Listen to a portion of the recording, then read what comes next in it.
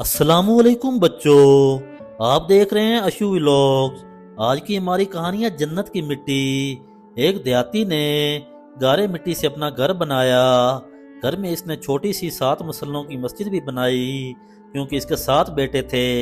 तमीर मुकम्मल हुई तो इसने बेटों को बुलाया और कहा, मैं चाहता हूँ कि मस्जिद की लिपाई जन्नत की मिट्टी से करूँ। तुम सब भाई जाओ और जन्नत की मिट्टी तलाश करके लाओ।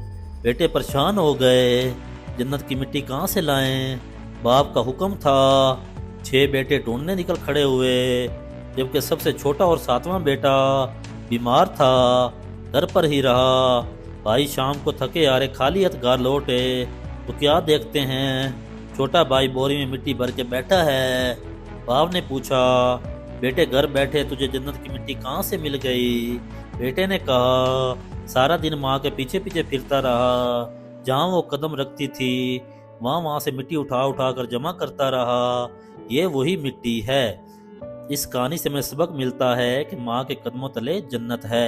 जिन लोगों ने हमारा चैनल सब्सक्राइब नहीं किया वो चैनल सब्सक्राइब कर दें और साथ वीडियो भी लाइक कर दें। शुक्रिया दोस्तों।